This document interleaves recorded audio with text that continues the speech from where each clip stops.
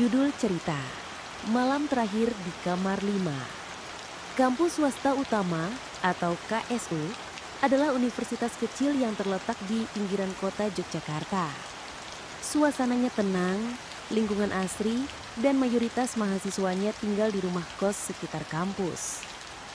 Salah satu rumah kos yang terkenal di kalangan mahasiswi adalah Kos Putri Melati, sebuah bangunan 2 lantai dengan 8 kamar. Dari semua kamar yang ada, kamar 5 adalah yang paling jarang ditempati. Letaknya di pojok lantai 2, paling ujung koridor yang agak gelap. Tidak ada yang tahu pasti kenapa kamar itu sering kosong. Banyak mahasiswi baru yang awalnya menempatinya, namun tak lama kemudian pindah ke kamar lain atau bahkan pindah kos sama sekali. Awalnya semua kejadian itu dianggap wajar, sampai akhirnya Dinda, seorang mahasiswi semester 3 dari jurusan sastra, memutuskan untuk pindah ke kamar tersebut karena harganya lebih murah dibanding kamar lainnya. Cuma beda kamar kok, lagian aku bukan tipe yang gampang takut, ucap Dinda santai pada Sinta, sahabat sekamarnya sebelumnya. Sinta mengerutkan kening. Aku sih nggak anak, Din. Banyak yang bilang kamar itu aneh. Bahkan Mbak Ningsih, penjaga kos, juga pernah cerita kalau pernah ada penghuni yang, ya gitu deh. Gitu gimana? Kamu percaya aja sama cerita begituan. Setelah Dinda resmi pindah ke kamar 5, suasana di kos berubah, sedikit demi sedikit. Awalnya hanya hal-hal kecil. Lampu kamar mandi yang tiba-tiba padam sendiri, suara langkah kaki di tengah malam padahal semua penghuni sudah tertidur, dan aroma bunga melati yang tercium dari lorong menuju kamar Dinda. Namun Dinda tetap cuek. Ia menganggap itu semua hanya sugesti. Sampai suatu malam, tepat pukul 2 dini hari, dia mendengar ketukan pelan di pintu kamarnya. Tok, tok, tok. Awalnya Dinda berpikir itu suara tetangga kamar. Tapi suara ketukan itu begitu pelan, seperti berasal dari dalam pintu, bukan luar. Halo, siapa? Dinda bangun dari ranjangnya dan mendekati pintu. Tidak ada jawaban. Tok, tok, tok. Kali ini ketukannya terdengar lebih keras, namun tetap tidak ada suara selain itu. Dinda mengintip dari lubang pintu. Lorong gelap, tidak ada siapa-siapa. Ia membuka pintu perlahan, kosong. Begitu Dinda menutup pintu, ia mendengar suara desahan pelan di belakangnya, seperti ada seseorang sedang berdiri di sudut kamar. Akhirnya Dinda berbalik badan. Tidak ada siapa-siapa. Tapi tirai jendelanya bergoyang meski jendela tertutup rapat. Bulunya berdiri, jantungnya berdegup cepat. Sejak malam itu ketukan di tengah malam menjadi rutinitas yang menyeramkan. Selalu pada jam yang sama, 02.00 WIB. Selalu dengan nada pelan, tapi cukup untuk membangunkannya dari tidur.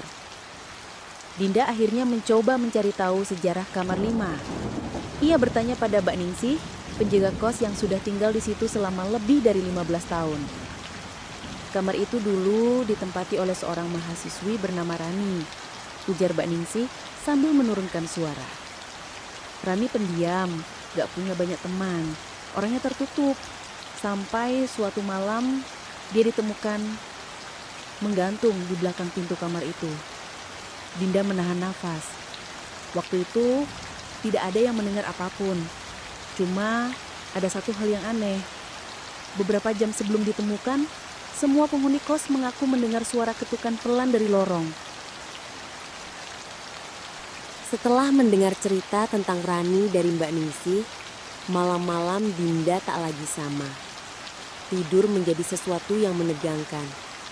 Bahkan dengan lampu menyala pun, ia tetap terjaga. Setiap suara kecil terasa mencurigakan, dan setiap hembusan angin dari sela-sela jendela terasa seperti bisikan gaib yang mengamatinya.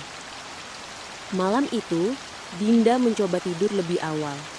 Ia menyetel musik lembut dari ponselnya dan menutup mata. Namun menjelang pukul 2 dini hari, alarm tubuhnya seolah otomatis membangunkannya. Ketika ia membuka mata, matanya langsung tertuju pada jam digital merah yang menyala redup di meja belajar. 0200 WIB. Dan benar saja. Tok tok tok. Ketukan itu datang lagi. Kali ini tidak hanya di pintu, tapi seperti berasal dari arah tembok kamar. Ketukan pelan, ritmis, namun seolah menuntut perhatian. Dinda bangkit perlahan. Ia berjalan ke arah pintu, menempelkan telinganya. Diam. Tidak ada suara. Kemudian suara itu berubah.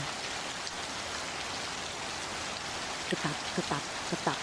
Suara langkah kaki. Tapi bukan di luar pintu, melainkan di dalam kamarnya.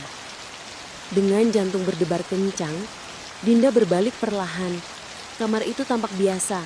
Ranjang, meja belajar, lemari pakaian. Tapi ada satu hal yang membuatnya membeku.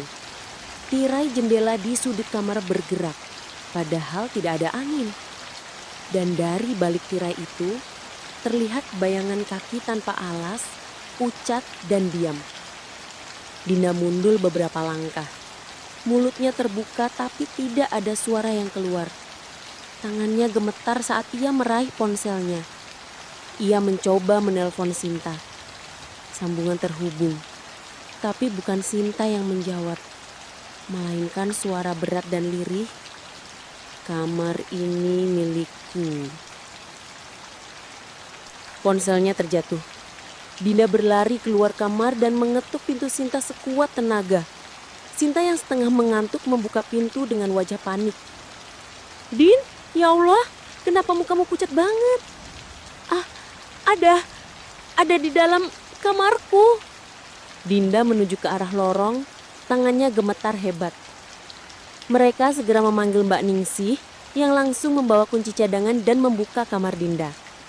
Tapi saat ketiganya masuk, tidak ada apa-apa. Tirainya diam. Tidak ada jejak kaki, tidak ada suara. Namun Dinda bersikeras. "Aku lihat, ada bayangan di balik tirai. Ada yang berdiri di situ." Mbak Ningsih menarik nafas panjang. "Mungkin ini sudah saatnya." "Saatnya apa, Mbak?" tanya Sinta bingung. Mbak Ningsih menatap kamar itu dengan pandangan berat. "Ada sesuatu yang belum pernah aku ceritakan ke siapapun, termasuk ke pemilik kos. Tapi kayaknya kalian harus tahu." Mbak Ningsih duduk di lantai beralas sajadah kecil. Wajahnya tampak murung dan gelisah. Dinda dan Sinta duduk di hadapannya, masih dengan wajah pucat, mencoba memahami apa sebenarnya yang terjadi. "Kamar 5 itu dulu bukan kamar," kata Mbak Ningsih perlahan. "Waktu rumah ini pertama kali dibangun, ruangan itu adalah gudang kecil, tempat simpan alat-alat tua dan barang-barang dari pemilik lama. Tapi karena jumlah mahasiswi makin banyak dan kamar penuh, pemilik kos mengubah gudang itu jadi kamar." "Terus?" tanya Sinta pelan. "Sebelum dibuka jadi kamar, ada satu kejadian. Penjaga lama, namanya Pak Rohim, pernah cerita ke aku. Dia sering dengar suara tangisan dari dalam gudang itu. Awalnya dikira kucing. Tapi malam-malam, suara itu berubah jadi suara perempuan nangis. Lembut banget." Dinda mulai menggigit bibirnya sendiri, mencoba menahan rasa takut yang makin dalam. Kemudian pas kamar itu mulai dipakai, kejadian aneh mulai sering terjadi.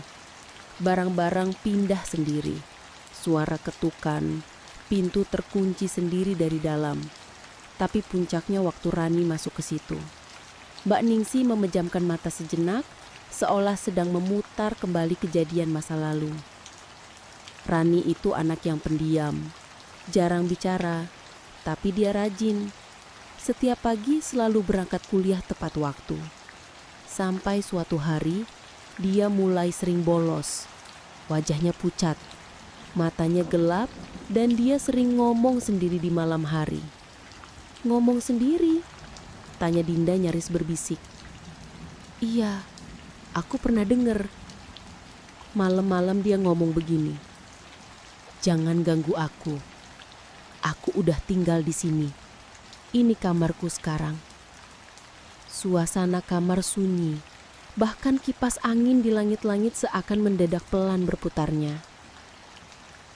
Terus, desak Sinta. Suatu pagi, aku nemu dia. Meninggal di belakang pintu. Gantung diri pakai tali tirai. Tapi yang paling bikin aku gak bisa tidur sampai sekarang adalah ekspresi wajahnya.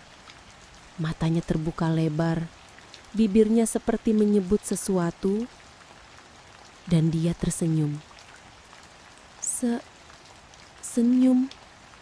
Dinda gemetar. Mbak Ningsih mengangguk. Tapi bukan senyum biasa. Lebar banget. Seperti dia lega. Atau mungkin sudah bersama yang memanggilnya. Sinta memegang tangan Dinda. Suasana makin mencekam. Aku sudah minta ke pemilik kos untuk kamar itu ditutup. Tapi dia bilang gak mau rugi. Dan sejak itu, setiap penghuni baru yang masuk ke kamar 5 pasti gak betah. Bahkan ada yang jatuh sakit, kerasukan, sampai ngalamin mimpi buruk yang sama berulang-ulang. Dinda terdiam. Mimpi buruk? Selama 2 malam terakhir, dia memang bermimpi. Dirinya sedang berdiri di depan cermin dan bayangannya tidak menirukan gerakannya. Bayangannya malah tersenyum dan berbisik. Kita akhirnya bisa bersama. Keesokan harinya, suasana di kos terasa jauh lebih sunyi. Dinda memutuskan untuk tidak masuk kuliah. Kepalanya masih dipenuhi dengan cerita Mbak Ningsih semalam. Ia duduk termenung di ruang tengah, menatap kosong ke arah koridor yang mengarah ke kamarnya. Sinta duduk di sebelahnya, membawa 2 cangkir teh hangat. "Minum dulu, Din, biar agak tenang," katanya sambil menyodorkan 1 cangkir. Dinda mengangguk pelan. "Kita harus pindah. Aku gak kuat kalau harus tidur di kamar itu lagi." Sinta tampak bingung. "Aku juga ngerasa gak enak, tapi semua kamar penuh. Lagian belum tentu pemilik kos kasih pindah. Kamu tahu sendiri, orangnya susah banget dihubungi." Mereka terdiam cukup lama. Lalu Dinda bersuara lirih. "Aku mau coba cari tahu lebih banyak tentang Rani. Tentang kejadian di kamar 5. Mungkin kita bisa temuin sesuatu yang bisa bantu." Sinta mengangguk setuju.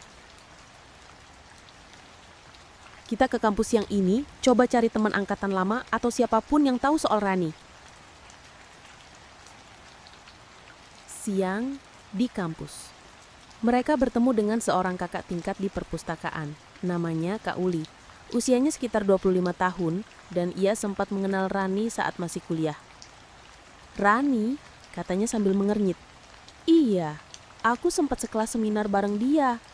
Anak itu pinter, tapi pendiam banget. Kayaknya dia pernah ngalamin sesuatu di rumah kosnya. Soalnya waktu itu dia tiba-tiba ngilang dari grup." "Dia sering cerita soal kamar kosnya?" tanya Dinda. Kak Uli berpikir sejenak. Dia pernah sekali bilang ada suara perempuan nyanyi tiap malam di luar jendela kamar. Tapi dia gak pernah mau bahas lebih jauh, seolah takut banget." Sinta menambahkan. "Kami tinggal di kamar yang sama sekarang, kamar 5. Mata Kak Uli membelalak. "Kamar 5? Kenapa?" Dinda panik. "Aku pernah dengar gosip kalau kamar itu benar-benar angker. Katanya bukan Rani satu-satunya korban. Dulu juga pernah ada anak magang yang kesurupan habis bersihin kamar itu. Dan katanya dia bilang sesuatu waktu kesurupan." "Apa yang dia bilang?" "Aku tidak pernah tidur. Aku hanya menunggu." Malam ketiga. Malam itu Dinda tidak bisa tidur. Ia memutuskan untuk merekam kamarnya dengan ponsel. Ia menyetel kamera, meletakkannya di atas meja belajar menghadap ke tempat tidur, lalu ia berbaring dengan Sinta yang sementara ikut tidur di kamar itu. Jam menunjukkan pukul 2 malam. Dan seperti malam-malam sebelumnya, tok, tok, tok, 3 ketukan. Namun kali ini berbeda. Pintu kamar terbuka perlahan, sendiri. Udara dingin menyergap ke dalam ruangan. Sinta menggigil dan secara naluriah memeluk bantalnya. Dinda hanya bisa memejamkan matanya pura-pura tidur, tapi jantungnya berdetak sekeras genderang. Ada langkah kaki pelan masuk ke dalam kamar. Ketap, ketap. Lalu berhenti tepat di depan tempat tidur mereka. Dalam gelap, Dinda mengintip. Seseorang berdiri di sana. Rambut panjang, pakaian putih lusuh. Kepalanya miring ke kanan dan perlahan menunduk melihat ke arah mereka. Sinta mulai menggigau. Din, dingin banget. Makhluk itu tidak bergerak, tapi bibirnya mulai bergerak-gerak seolah berbisik sesuatu. Dan saat Dinda benar-benar membuka matanya sepenuhnya, makhluk itu tidak terlihat lagi. Rekaman pagi hari. Pagi harinya, Dinda memutar hasil rekaman dari ponsel. Video berjalan biasa selama 1 jam. Lalu tepat pukul 2 malam, terdengar ketukan. Tapi yang mengejutkan mereka bukan hanya pintu yang terbuka sendiri. Ada sosok perempuan yang muncul di ujung ruangan. Berjalan pelan, menatap kamera, dan tersenyum. Namun, detik-detik terakhir video, wajah perempuan itu mendekat ke kamera, lalu berbisik dengan suara yang hampir tak terdengar. Satu lagi akan menyusul. Setelah melihat rekaman tersebut, Dinda merasa seluruh tubuhnya lemas. Sinta langsung menutup laptop sambil berkata pelan, "Kita harus keluar dari kamar ini, sekarang juga." Namun saat mereka bergegas membereskan barang, tiba-tiba listrik kamar padam. Lampu mati, kipas angin berhenti dan suasana langsung mencekam. "Ini bukan kebetulan," bisik Dinda. Ia segera mengambil senter dari laci dan menyalakannya. Tapi yang terjadi berikutnya membuat mereka hampir pingsan. Tulisan muncul di dinding kamar. Ditulis seperti dengan tangan berdarah. "Jangan pergi." Sinta menjerit. Dinda menggenggam tangannya, menariknya keluar kamar. Tapi begitu membuka pintu, lorong kos terlihat berbeda. Lebih panjang, lebih gelap. Seolah tak ada ujung. Dinda menyalakan senter dan mencoba maju. Tapi langkah mereka seperti tak membawa mereka kemana-mana. Lorong seakan terus memanjang mengulang dirinya sendiri. Sinta mulai menangis. "Kita kejebak. Ini bukan dunia nyata, Din. Kita kejebak." Mencari jalan keluar. Dinda mencoba tetap tenang. Ia menarik nafas dalam-dalam dan menatap ke depan. Lihat dinding itu. Ada tanda coretan. Di sisi kiri lorong ada coretan kecil seperti simbol segitiga dengan garis silang. Itu tadi juga ada di bagian awal lorong, kata Dinda. Kita sedang terjebak dalam semacam ilusi atau lingkaran. Sinta memejamkan mata, berusaha mengingat sesuatu. Aku pernah dengar di film horor Jepang. Waktu kau kejebak dalam lingkaran roh jahat, satu-satunya cara keluar adalah menghadapinya, bukan lari. Dinda menelan ludah. Maksudmu kita balik ke kamar? Sinta mengangguk ragu. Atau dia akan terus mengejar kita? Kembali ke kamar 5. Saat mereka kembali ke kamar 5, suasana sudah sangat berbeda. Ruangan itu dingin seperti dalam lemari es. Semua benda tampak membeku. Bahkan, jam dinding berhenti tepat di pukul 2. Di atas tempat tidur, ada boneka rusak yang tidak pernah mereka miliki sebelumnya. Boneka itu usang, dengan mata satu hilang dan tubuh penuh tambalan. Di tangannya, tergenggam secarik kertas kecil yang bertuliskan, "Rani belum tidur. Ia masih menunggu. Temani dia." Tiba-tiba, ponsel Dinda berbunyi. Nomor tak dikenal. Dengan ragu, ia menjawab. Tapi suara di seberang bukan suara manusia biasa. Itu suara perempuan berat, serak, dan bergema. Seolah berasal dari dalam sumur. "Kamu gantikan aku ya. Sekarang giliranmu." Dinda langsung menjatuhkan ponselnya.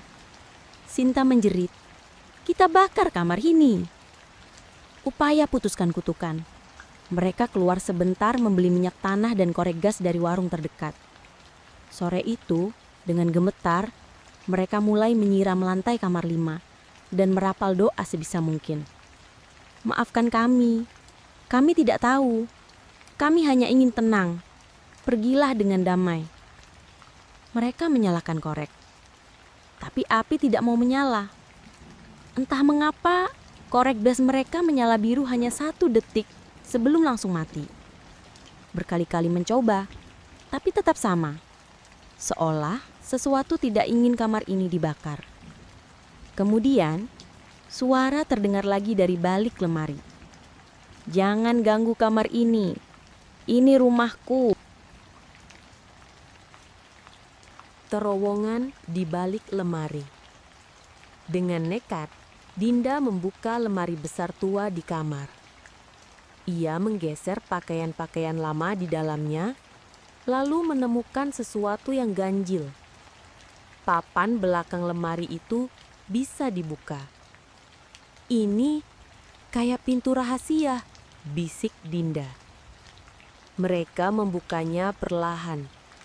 Di baliknya, ada terowongan sempit, gelap, dan berdebu. Bau anyir menyengat dari dalam. Mereka menyalakan senter dan merangkak masuk. Terowongan itu berujung pada sebuah ruangan kecil bawah tanah.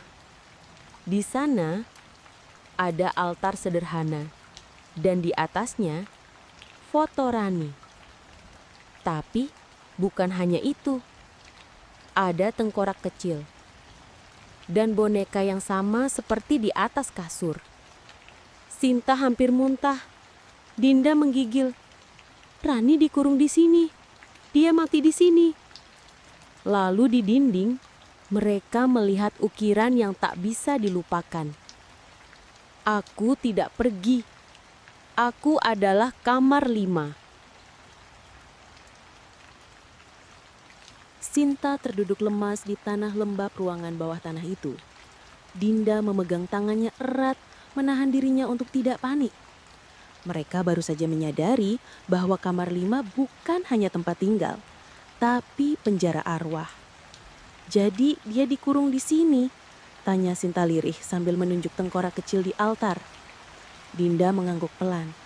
"Sepertinya iya, mungkin dulu dia tinggal di kamar ini, lalu dibunuh." Mereka berdua menatap altar itu dengan perasaan campur aduk, takut, marah, dan iba. Tiba-tiba, hawa dingin menusuk tulang dan suara langkah kaki terdengar dari lorong tempat mereka datang. Tak, tak, tak. Suara itu lambat, namun berat. Dinda segera mematikan senter dan menahan napas. Sinta menutup mulutnya dengan tangan, berusaha tidak mengeluarkan suara. Lalu terdengar suara napas. Berat, dekat. "Sudah kubilang, jangan ganggu aku." Wajah di kegelapan. Tiba-tiba dari ujung lorong sempit itu, tampak wajah muncul perlahan dari kegelapan. Bukan wajah manusia biasa. Matanya hitam sepenuhnya, mulutnya terjahit benang kasar, dan darah mengalir dari sela-sela benang itu. "Dia di sini!" teriak Sinta.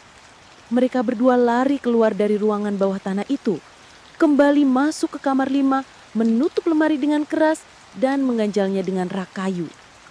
Namun, kamar 5 kini tidak sama. Lampu menyala, tapi cahayanya berwarna merah gelap. Semua perabot tampak seperti berjamur dan usang. Cermin di dinding retak dan tidak memanturkan bayangan mereka. "Dinda, kita di mana?" bisik Sinta. Dinda mencoba membuka pintu kamar, tapi tak bisa. Dikunci dari luar. Atau mungkin Mereka bukan lagi di dunia nyata. Penglihatan dari masa lalu. Tiba-tiba, suara tangisan anak perempuan terdengar dari bawah tempat tidur. Mereka menunduk dan melihat anak perempuan kurus, berambut panjang sedang menangis. "Aku tidak mau tinggal di sini lagi. Ibu, kenapa ibu tinggalkan aku?" Sinta mendekat. "Kamu, Rani?" Anak itu mengangkat wajahnya. Wajah yang sama persis dengan foto di altar. "Aku dikunci di kamar ini. Mereka bilang aku kerasukan. Tapi aku hanya rindu ibu." Mendadak tubuh anak itu bergetar hebat.